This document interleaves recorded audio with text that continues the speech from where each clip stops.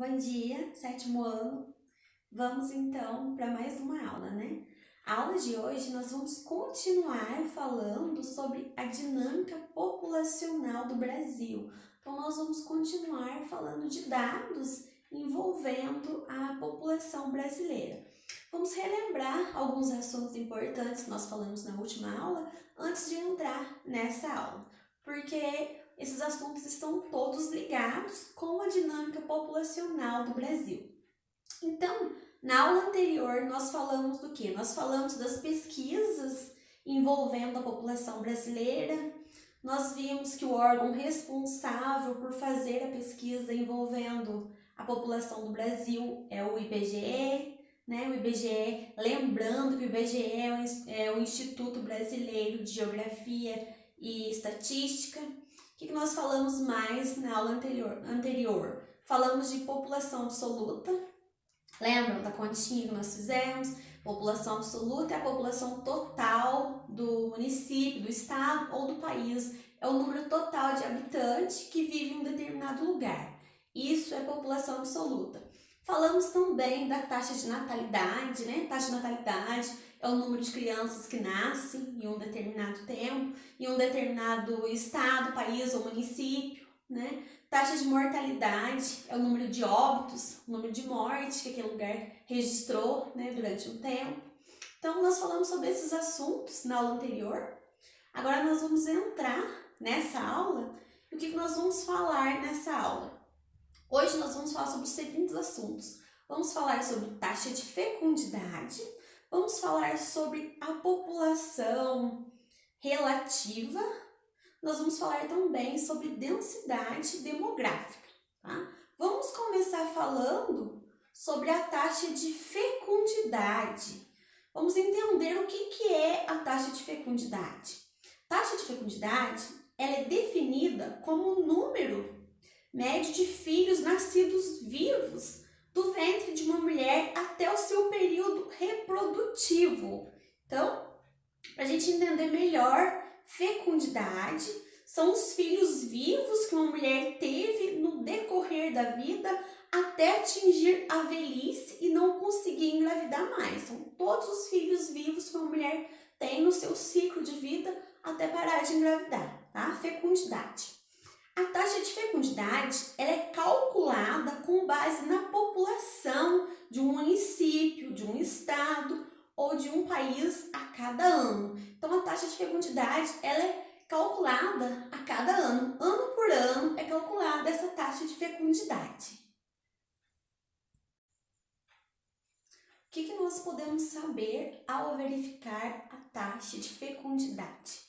Verificando a taxa de fecundidade a cada ano, é possível saber quantas mulheres engravidaram naquele ano, quantos filhos nasceram vivos, e através desses dados vai facilitar para o Estado, para o governo, para o presidente, né, planejar programas de políticas públicas na área da saúde, na área da educação, na previdência social, enfim, vai ser mais fácil de ter um controle sobre a população do nosso país, do nosso estado, do nosso município, né? Então vai ser mais fácil, através dessa pesquisa, ter um controle sobre a população do nosso país, sobre a população brasileira. Agora a gente vai mudar de assunto, nós vamos falar sobre população relativa. O que é população relativa? Lembrando, gente, que na aula anterior nós vimos população absoluta. Então, não confundam população relativa com população absoluta. População absoluta é a população total de um determinado lugar, tá? Então, no caso de Bom Repouso, a população absoluta está entre 11 mil habitantes, mais ou menos 11 mil habitantes. Então, a população absoluta é a população total de um determinado lugar. Agora, a população relativa não é isso, tá? Então, vamos entender o que é população relativa. População relativa também pode aparecer como densidade demográfica, ou pode ser população relativa, ou pode ser densidade demográfica. Os dois nomes estão corretos. População relativa é o número de habitantes por quilômetros quadrado. Então, é o número de habitantes que vive em 1 km². População relativa, então, é o número de habitantes por km², por cada km². A população relativa ela é calculada da seguinte forma: dividindo o número total de habitantes de um determinado lugar pela área do lugar, pela área calculada em km² daquele lugar. Então, a gente vai ver aqui na apostila de vocês que tem uma continha já, vai ser mais fácil de eu explicar para vocês através dessa continha. Vamos lá? Vamos olhar aqui na apostila de vocês para a gente poder entender população relativa. Como que a gente faz a conta? Lembrando que população relativa ou densidade demográfica é a mesma coisa, tá? Então, o cálculo vai ser feito da seguinte forma. Vai pegar a população absoluta, que é a população, o número total de uma população que vive em um determinado lugar, e vamos dividir pela área daquele lugar. A área é quanto que aquele lugar mede em km². Aqui na apostila de vocês, está trazendo o cálculo feito sobre a população brasileira. Como que eles fizeram o cálculo? Eles pegaram o número total da população brasileira, que trouxe aqui na apostila de vocês 205 milhões de habitantes, né? Essa pesquisa foi feita em 2010, hoje provavelmente aumentou um pouquinho, mas dá para vocês saberem fazer a continha. Então, quando foi feita a pesquisa, o Brasil tinha 205 milhões de habitantes, pegou esses 205 milhões de habitantes e dividiu, fez a continha de dividiu pela área total do Brasil. Então, o Brasil mede mais ou menos 8 milhões de quilômetros quadrados, mais um pouquinho de 8 milhões, e o resultado dessa divisão deu 24 habitantes vivendo no Brasil em cada km², tá? Então, é assim que faz a continha, de dividir. Vai pegar a população absoluta daquele lugar que vocês querem saber e vocês vão dividir pela área do lugar em quilômetros e o resultado vai ser a quantidade de habitantes em km² que vivem naquele lugar. Então, no Brasil, vivem 24 habitantes a cada km². Então, espero que tenha ficado claro para vocês sobre a população relativa e a densidade demográfica, tá bom? Espero que vocês tenham entendido como que faz o cálculo.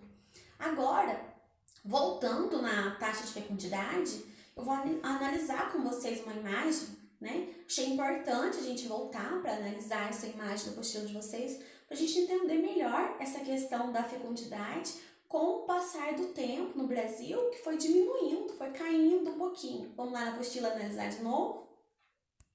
Alunos, falando sobre a taxa de fecundidade, nós vamos analisar essa imagem, não poderíamos deixar de analisar essa imagem. O que essa imagem está trazendo para a gente? Uma fotografia de uma família tirada no ano de 1961. Como que eles pensavam nessa época? Na década de 1960, as mulheres tinham em média 6 filhos, né? Então, em média de 6 ou mais filhos as mulheres tinham nessa época. Em 2010, foi feita uma nova pesquisa com outras mulheres e o resultado dessa pesquisa foi que as mulheres passaram a ter 1 ou 2 filhos. Então, diminuiu bastante, né? Olha só, a mentalidade das mulheres em relação a ter filhos caiu bastante e foi uma queda positiva, né? Que se a gente for pensar então, hoje a mentalidade em relação a filhos mudou. E se continuar assim, a taxa de fecundidade e natalidade vai cair bastante. Vamos ter um resultado positivo, né, com o passar do tempo, ficando mais fácil do Estado, do caso do governo, do presidente, ter um melhor controle do país e investir mais na questão da saúde, educação e em melhorias para o nosso país. Então, para a gente fechar essa aula e essa questão de população relativa e densidade demográfica, eu fiz um cálculo, mais ou menos, sobre a população de Bom Repouso, para vocês terem noção para vocês precisarem, né? Um dia com certeza vão precisar fazer a continha para saber a população relativa e a densidade demográfica de um determinado lugar. Então, olha aqui, ó, como que ficou a minha continha. Vou explicar para vocês como que eu fiz. Espero que esteja dando para vocês enxergarem aí.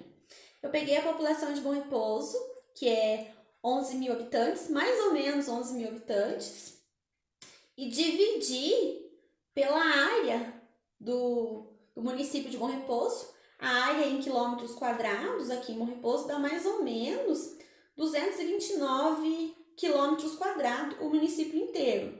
Então, eu peguei a quantidade de pessoas que vivem em Bom Repouso, dividi pela área, pelos quilômetros quadrados, né, do município de Bom Repouso, e o resultado que deu foi 45 habitantes vivendo em cada quilômetro quadrado aqui do município de Bom Repouso.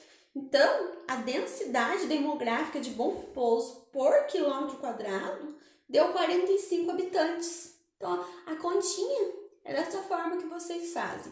Espero que vocês tenham entendido. Se vocês não entenderam, tá? Podem perguntar que eu ensino novamente. Agora, gente, tem uma atividade que eu pedi para vocês fazerem para mim numa aula.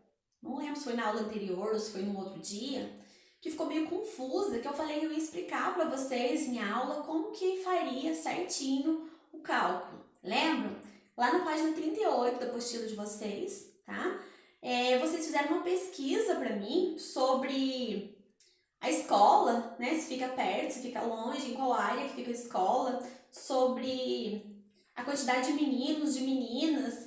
Então, tem vários assuntos que entraram aí nessa pesquisa e agora vocês vão passar essa pesquisa para mim para o gráfico. Lembra que eu expliquei para vocês que o IBGE ele envia pessoas, né, para fazer uma pesquisa, e essas pessoas vão na residência com o questionário, as pessoas que moram na residência respondem o questionário e esse questionário vai ser transformado em gráficos ou tabela? Então, esse questionário que vocês fizeram para mim naquela aula, a gente vai transformar ele em gráfico agora. Nós vamos ver aí na apostila de vocês as formas de gráficos que nós temos, tá? Vamos analisar aqui, ó. Esse gráfico aqui é o gráfico em colunas. Olha só como que ele é. São retângulos, né? De acordo com os dados trazidos, são retângulos para cima, né? São retângulos. Gráficos de colunas. A gente tem esse aqui, que é o gráfico de barras, que ele é retângulos também, só que são retângulos virados mais para o lado, né? E a gente tem um outro gráfico, que é o gráfico de setores, que ele tem um formato de uma pizza, né? Olha só para vocês verem, ele é dividido em partezinhas. E a gente tem esse gráfico aqui, que é o gráfico de linhas. Então, a gente pode utilizar para colocar aqueles dados que vocês trouxeram para mim, esses 4 gráficos, que são da mesma forma que o IBGE ele faz para colocar os dados quando as pessoas concluem uma pesquisa, né? Eles colocam em gráficos ou tabelas. Então, aqui já tem uma atividade para vocês fazerem. A minha não vem pronta, eu também tive que fazer as atividades, então eu já deixei pronto para mostrar para vocês, para ficar mais fácil. Nessa primeira atividade, o que perguntou para vocês? Perguntou sobre a escola. A escola fica, o que aconteceu? 4 alunos responderam que fica perto, 3 alunos longe, no campo, 0 aluno e 5 alunos na cidade. Como que eu faço esse gráfico? Então, olha só, 4 alunos colocaram que fica perto, eu contei aqui, ó, 1, 2, 3, 4 quadradinhos e pintei. Por isso que eu falei para vocês que a gente ia trabalhar com números. 3 alunos responderam que fica longe. O que eu fiz? Peguei, como são 3 alunos que ficam longe, contei. 1, 2, 3, pintei. 0 aluno respondeu no campo, então não precisa pintar, pode deixar em branco quando é 0. 5 alunos, cidade, contei. 1, 2, 3, 4, 5, pintei, certo? Então, esse é o gráfico de colunas. Vocês vão fazer dessa forma para mim. Lembrando que para vocês fazerem, vocês vão olhar lá naqueles números lá que vocês responderam para mim. Por isso que eu pedi para todo mundo deixar igual, lembra? Todos deixarem igual para os resultados não saírem diferentes. Agora a gente vai fazer o gráfico de setores. O que foi a resposta de vocês para mim no gráfico de setores? O que está perguntando nesse gráfico de setores? Por sexo, quantos meninos e quantas meninas? Então, eu peguei o total de alunos. Na pesquisa de vocês trouxeram para mim 8 alunos na sala, 6 meninos e 2 meninas, tá? De acordo com a pesquisa de vocês, eu fiz esse gráfico. Como são 8 alunos, eu dividi em 8 partezinhas, né? Como são 6 meninos, eu pintei 6 partezinhas de cores iguais. E são 2 meninas, eu pintei 2 partezinhas de cores iguais, tá? Então, vocês vão fazer para mim dessa forma. Agora, virando a folha, o que a gente tem? A gente tem outro gráfico de colunas. O que vocês responderam para mim nesse gráfico de colunas? Então, alunos, esse gráfico de colunas vocês vão fazer para mim igual ao primeiro gráfico, de acordo com a pesquisa de vocês. Como que ficou? 2 alunos falaram que gosta de artes. Então, artes, 2 quadradinhos, certo? Um aluno disse que gosta de ciências. Então, se é um aluno, eu pintei um só. O que mais? 2 alunos, educação física. Eu pintei 2 quadradinhos. 2 alunos disseram que gostam de geografia. Então, pintei mais 2 quadradinhos de outra cor. Lembrando que vocês têm que pintar de cores diferentes para diferenciar. 4 alunos disseram que gostam de história. Pintei 4 quadradinhos. O que mais que a gente tem aqui depois da história? Então, gente, são várias matérias. Não vou ficar repetindo para vocês, acho que vocês entenderam. Vocês vão fazendo dessa forma que eu expliquei, tá? Agora a gente vai para o gráfico de barras. Então, o gráfico de barras é praticamente igual ao gráfico de colunas, ele só vai mudar o formato. O que esse gráfico de barras ele está perguntando para a gente? Então, na pesquisa que vocês fizeram para mim, vocês responderam quantos livros leram nesse ano, né? De acordo com a sala. Vocês fizeram uma pesquisa aí na sala, entre vocês. Foram entrevistados, no caso, 8 alunos, que são vocês aí da sala. Vocês trouxeram para mim os seguintes resultados. 2 alunos não leram nenhum livro. O que eu fiz? Eu pintei 2 quadradinhos, né? 2 alunos não leram nenhum livro. O que mais que vocês trouxeram para mim? 4 alunos leram um livro. 4 alunos aqui, ó. 1, 2, 3, 4. Leram um livro. O próximo quadradinho está trazendo o quê? 2 livros. 2 livros. Quantos alunos leram 2 livros? Um aluno só, certo? 3 ou mais livros. Quantos alunos leram? Só um. Eu pintei um quadradinho. Então, é dessa forma que vocês vão fazer essa atividade, tá bom? Espero que tenha ficado claro. Se não ficou claro, eu explico novamente, mas eu acho que deu para vocês entenderem como que vocês vão fazer. Lembrando, vão usar lápis de cor. Não quero que vocês façam com lápis de escrever, pelo amor de Deus. É lápis de cor, cores diferentes e pinta bem bonitinho, tá bom? Então, 7º ano, espero que tenha ficado bem claro para vocês a explicação e o que vocês vão fazer para mim depois dessas atividades. Essas atividades vai ser praticamente um rascunho que vai ficar registrado aí na apostila de vocês. Depois vocês vão lá na parte final da apostila de vocês, vai ter esses encartes aqui, ó.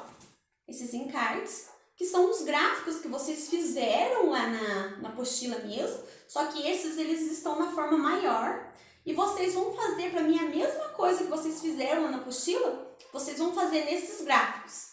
Assim que vocês fizerem, vocês pintarem e colocar todas as informações, vocês vão tirar foto e me enviar no PV, tá? Porque eu quero ver como que ficou. Lembrando que eu quero no capricho, tá? Bem bonitinho.